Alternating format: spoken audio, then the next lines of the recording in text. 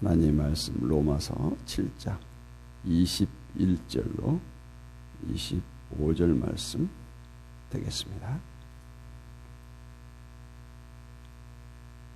같이 읽습니다.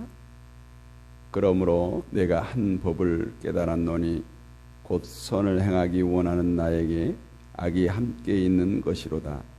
내 속사람으로는 하나님의 법을 즐거워하되 내 지체 속에서 다른 한 법이 내 마음의 법과 싸워 내 지체 속에 있는 죄의 법으로 나를 사로잡는 것을 보는도다. 오호라, 나는 공고한 사람이로다. 이 사망의 몸에서 누가 나를 건져내랴. 우리 주 예수 그리스도로 말미암아 하나님께 감사하리로다. 그런즉 내 자신이 마음으로는 하나님의 법을, 육신으로는 죄의 법을 섬기노라. 아멘. 마음과 육신, 이러한 제목으로 은혜를 나눕니다. 대사도, 정말 어마어마한 기독교의 업적, 그의 회심, 또 수많은 성경을 기록한 사도 바울이 오라, 나는 공고한 사람이로다. 이 사망의 몸에서 누가 나를 건져내랴. 이런 탄식을 하는 것을 볼 때 정말 우리가 하나님 앞에서 이러한 고백, 또 자신을 돌봄이 필요하다, 이런 생각을 해봅니다. 십자가는 인간은 모두가 죄인됨을 고발하는 현장입니다. 따라서 십자가를 제대로 인식하고 십자가에 달리신 주님을 바라보는 자는 자신이 죄인임을 고백하지 않을 수 없고, 죄인된 자신을 위해서 십자가에 매달리신 그 주님을 생각할 때 날마다 감사치 않을 수가 없습니다. 이것이 기독교의 기본이라고 할 수 있고 모든 크리스찬들이 다 알고 있다고 할 정도로 가장 기본적인, 기초적인 내용이라고 할 수 있는데, 그럼에도 불구하고 십자가 앞에서 죄인이라는 기초적이고 기본적인 내용에 대해서 오늘날 그리스도인들에게 대해서 그것을 찾아보기 힘들다는 것이 현실입니다. 기독교 역사를 보면 고난을 받고 박해를 받을 때는 기독교가 들불처럼 번져갔는데, 경제가, 문명이, 과학이 발달하면 발달할수록 소득 3만 불 시대가 되면 여지없이 기독교는 변질되거나 타락하거나 쇠퇴하거나 그랬던 것이 역사적 현실입니다. 십자가에 충실한 사람은 이제 인간의 본질에 대해서 알게 되었어요. 인간이 과연 어떤 존재인가를 적나라하게 보여주는 것이 십자가이기 때문에, 그래서 그 인간의 본질을 깨달은 자는 절대로 인간의 가능성, 능력, 선함을 믿지 않습니다. 또 그것을 추구하지도 않고 삶의 목표로 삼지 않습니다.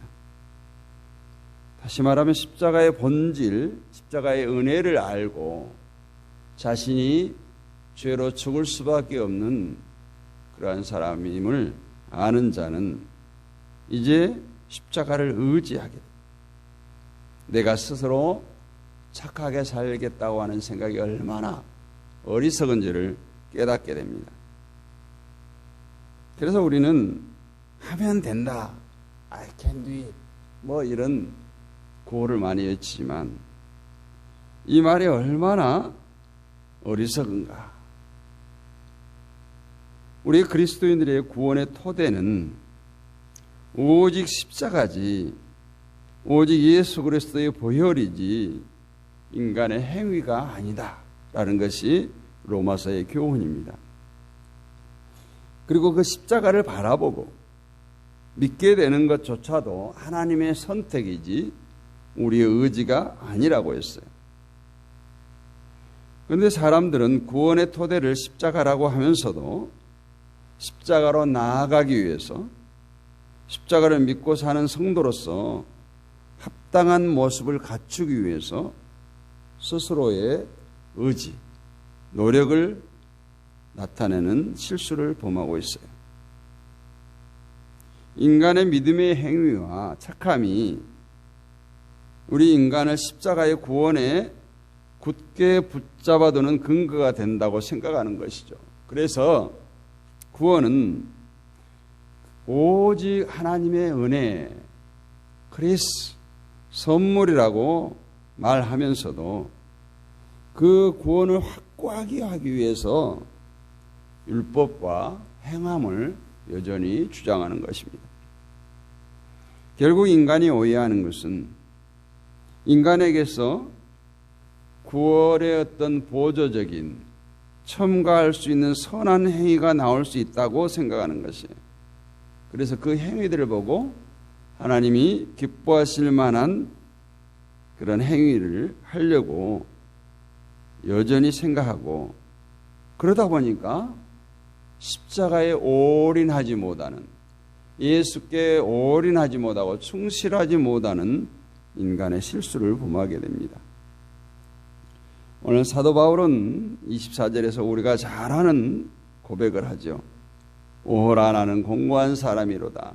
이 사망의 몸에서 누가 나를 건져내랴. 사도 바울의 탄식이에요. 사람들은 이 사도 바울의 업적을 높이 평가합니다. 사도 바울만큼 하나님을 기쁘시게 할 만한 인물이 없다고 할 정도로 사도 바울의 행위를 높이고 있어요. 우리가 알다시피 바울은 이방인 선교사라고 하면서 온 세계를 다니면서 복음을 전파한 그 행위는 하나님을 기쁘시게 한 행위임을 의심할 수가 없습니다. 그렇다면 그토록 우리가 생각기에 하나님을 기쁘시게 할 만한 행위를 한 바울에게서 왜 오늘 이러한 탄식이 나오느냐 하는 것이죠. 사도 바울은 자신을 사망의 몸으로 평가하고 있어요. 죽음에서 헤어나올 수 없는 존재로 말하고 있습니다. 만약 우리가 사도 바울과 같은 엄청난 업적을 남겼다면 과연 사도 바울처럼 오호라, 나는 공고한 사람이로다. 이 사망의 몸에서 누가 나를 건져내랴. 이런 탄식을 할까요?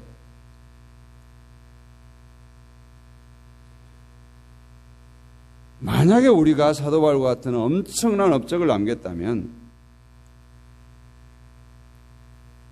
그리스도를 위해서, 하나님을 위해서 나만큼 한 사람 있으면 나가봐, 이렇게 하면서 자기 믿음을 과시하고 자랑하고 자신의 업적을 찬양했을 겁니다. 그리고 오호라, 나는 공고한 사람이라는 고백은 생각조차 못할 것입니다. 자신을 공고한 사람으로, 사망의 몸으로 보는 것이 아니라 주님의 위대한 사도로, 주님의 위대한 종으로 평가할 것입니다. 요즘에 유튜브도 보면 엄청난 자신들을 드러내요. 성령의 나타남, 성령의 역사 해가지고 막 넘어지고 자빠지고, 그러면서 자신을 드러내는 거예요. 하나님은 온데간데 없어요. 그냥 쉬워요. 그래가지고 그런 일들로 사람을 긁어 모으는 일에 혈안이 되어 있어요. 그런데 사도 바울이 자신을 공고한 사람으로 사망의 몸으로 평가하고 그것을 탄식처럼 오늘 고백을 했다면 분명히 사도 바울이 뭔가를 깨달았기 때문이다, 이렇게 볼 수 있지 않겠습니까? 그래서 우리가 오늘 사도 바울이 무엇을 깨닫고 이와 같은 탄식을 하는가, 그 사도 바울의 깨달음을 우리가 깨달아야 된다는 거예요. 그것이 18절, 19절 말씀이죠. 내 속 곧 내 육신에 선한 것이 거하지 아니하는 줄을 아노니 원함은 내게 있으나 선을 행하는 것은 없노라. 내가 원하는 바 선을 행하지 아니하고 도리어 원하지 않은 바 악을 행하는도다. 이렇게 단식하죠. 사도 바울은 선을 행하기를 원하는 마음은 있지만 오히려 그 선을 행하지 않고 악을 행했던 자신을 발견한 거예요. 이것이 곧 현재 인간의 상태, 자신의 상태임을 깨닫게 된 거예요. 이 사도 바울이 로마서를 쓸 때는 옛날에 사울의 때가 아닌 거예요. 이미 위대한 사도로서 칭송받을 만한 그 때죠. 그런데 우리는 이 말씀 앞에서 우리가 선을 행할 수 있다는 말을 과연 할 수 있겠느냐 하는 거예요. 사도 바울조차도 선을 원함은 있지만 행해지는 것이 선이 아니라 악이었다고 탄식하는 이 말씀 앞에서 아니야, 나는 사도 바울은 못했지만 나는 할 수 있어, 이러한 말을 할 수 있는가? 우리가 로마서를 보면서 선이란 인간의 도덕과 윤리적 착함이 아니라고 했어요. 선이 그러한 것이라면 굳이 우리가 예수를 믿을 필요가 없죠. 불교나 유교, 다른 종교에서도 얼마든지 찾을 수 있는 것이 선이 되겠죠. 선은 하나님의 뜻을 세상에 이루는 것이 선이에요. 그런데 과연 저나 여러분들이 이 하나님의 뜻을 이루기 위해서 세상을 살아가느냐 하는 거예요. 우리의 삶은 온통 우리의 뜻, 우리의 계획, 우리의 소원을 이루기 위해 사는 것이지 하나님의 뜻에는 전혀 관심이 없어요. 우리가 기도하는 것도 얼마나 우리의 뜻, 우리의 소원, 우리의 욕심을 구하고 있어요. 물론 하나님의 자녀로 부름받은 사람은, 그리스도를 알게 되고 십자가를 바라보게 된 사람은 어떻게 사는 것이 옳은 것인지 알게 됩니다. 선이 무엇이고 악이 무엇인지 알게 된다는 거죠. 그리고 성령이 거하는 그 마음에는 예수 그리스도께서 가신 그 길을 가야 한다 하는 원함이 있어요. 그러나 그렇다고 해서, 그 원함을 가졌다고 해서 그리스도가 가신 그 길을 걸어가는 삶이 보여지느냐 하는 거예요. 그것이 오늘 사도 바울의 고민이고 우리의 고민인 것입니다. 현재 주어진 삶이 하나님이 주신 것이고 하나님의 뜻이라는 것을 알고 주어진 것에 감사하는 마음으로 살아가야 한다는 것을 알면서도 결국 맺어지는 것은 하나님이 하신 일에 불평하고 거부하고 내가 원하는 길로 가려고 발버둥치는 것이 우리 인간의 모습이 아니겠습니까? 그래서 바울은 자신이 이러한 존재라는 것을 깨달았기 때문에 오라 나는 공고한 사람이로다, 이 사망의 몸에서 누가 나를 건져내라, 깊은 탄식을 하게 된 거예요. 그렇다면 왜 인간은 선을 원함은 있지만 선을 행하지 못하고 악을 행하게 되는 것일까요? 지난 시간에 인간이 죄인일 수밖에 없는 증거는 선을 행할 수 있는 능력이 없는 것이라고 말했어요. 그렇다면 인간은 왜 선을 행할 능력이 없는 것인가? 창세기에 보면 하나님께서 인간을 창조하실 때 하나님의 형상을 따라 만들었다라고 말합니다. 하나님의 형상을 따라 만들었다는 말씀에 대해서 하나님의 속성이니 성품이니 하면서 의견들이 많이 있지만, 제가 생각기에는 하나님의 창조 세계를 인간을 통해서 하나님의 뜻대로 이끌어 가시고자 하는 창조의 의지를 나타낸 말이다, 이렇게 생각합니다. 이렇게 볼 때 하나님께서 흙으로 사람을 지으시고 생기를 불어넣어서 숨을 쉬고 살아가게 하신 그 의도는 단지 이 피조물들을 통치하고 다스리는 인간이란 존재를 세상에 남기기 위해서가 아니라 하나님께서 창조하신 세계를 하나님의 뜻대로 존재하게 하기 위해서 하나님의 형상대로 인간을 지으셨고 그 하나님의 뜻대로 사는 것이 곧 선이라는 거예요. 그런데 인간이 죄를 지음으로써 하나님의 형상을 상실했습니다.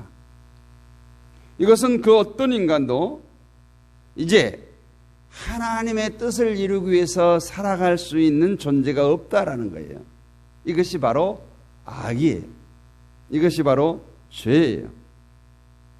그래서 인간은 조그만 일을 해도 자기 보람, 자기 자랑을 먼저 생각하게 되고 자기가 높임받는 것을 기뻐하는 존재가 되어버린 거예요.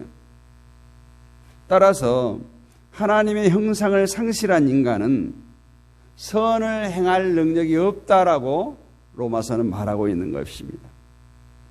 그리고 항상 자신을 내세우고 자기를 고집하는 악을 행할 수밖에 없어요. 그래서 예수님이 죽으신 것이 바로 자기의 의를 고집하는 인간들의 그 악에 의해서가 아닙니까? 그런데 어떻게 십자가 앞에서 자기 의를 말하면서 나를 주님을 기쁘시게 하고 있노라 할 수 있겠어요? 이것이 바로 십자가를 하나의 관람의 대상으로 여겨버린 거예요. 우리 성도들이 선을 알면서도 선을 행치 못하는 것은 선을 행하기 원하는 것보다 더 큰 어떤 힘이 우리를 주장하고 있다. 우리를 붙들고 있다라는 거예요. 20절에 보면 만일 내가 원하지 아니하는 그것을 하면 이를 행하는 자가 내가 아니요 내 속에 거하는 죄니라 이렇게 말합니다. 어쩌면 이 죄가 내 안에 있는 죄가 선을 행하지 못하게 하는 능력이고 힘이라는 거예요. 이 거대한 힘이 우리 속에 있기 때문에 보여지는 것은 악이 될 수밖에 없다라는 것입니다.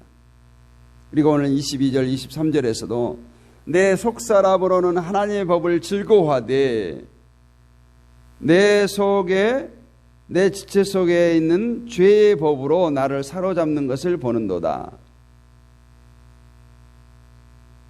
분명히 그리스도를 알게 된 우리의 속사람은 하나님의 법을 즐거워합니다. 하나님의 법을 즐거워하는 속사람조차 없다면 그는 이미 하나님의 사람이라고 할 수 없습니다. 우리 그리스도인들이라면 하나님의 사람이라면 분명히 하나님의 법을 즐거워하는 속사람이 있어요. 그러나 그 속에 하나님의 법을 즐거워하는 속사람만 있으면 얼마나 좋겠어요. 근데 그 속사람과 싸우는 악이 함께하고 있다라는 거예요. 그 악이 우리를 죄의 법 아래로 끌어오는 것입니다.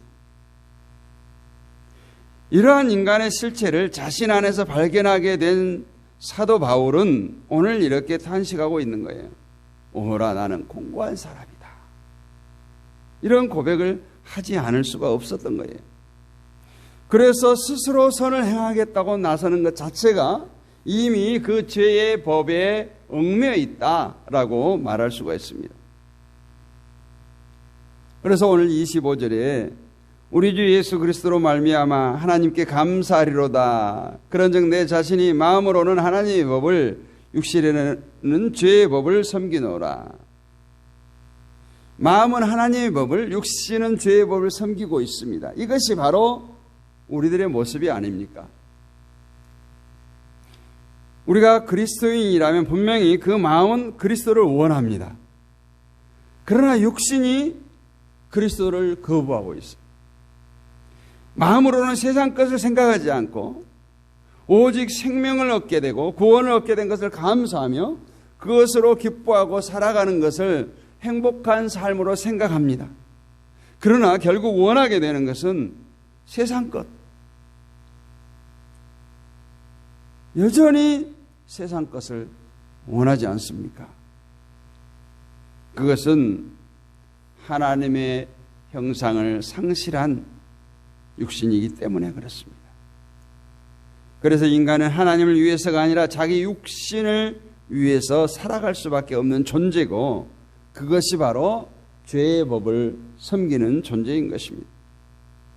이러한 인간을 사도 바울은 곤고한 자로 사망의 몸으로 말합니다.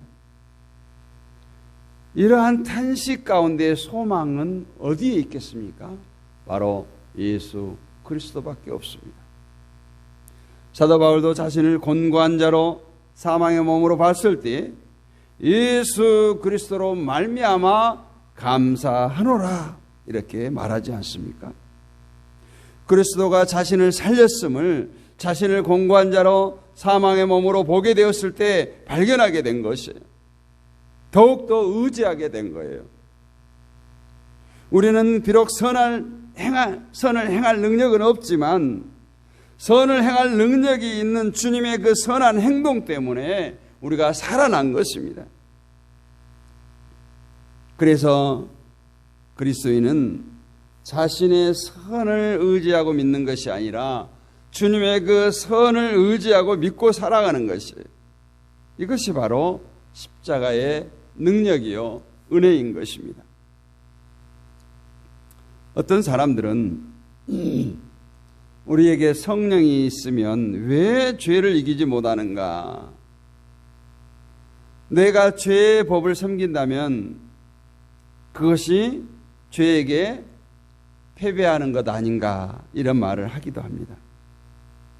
그러나 성령이 우리에게 오신 것은 우리로 하여금 죄를 이기게 하시기 위함이 아니라 죄를 깨닫게 하시고 전적으로 십자가를 의지하고 하나님을 의지하게 하는 것입니다.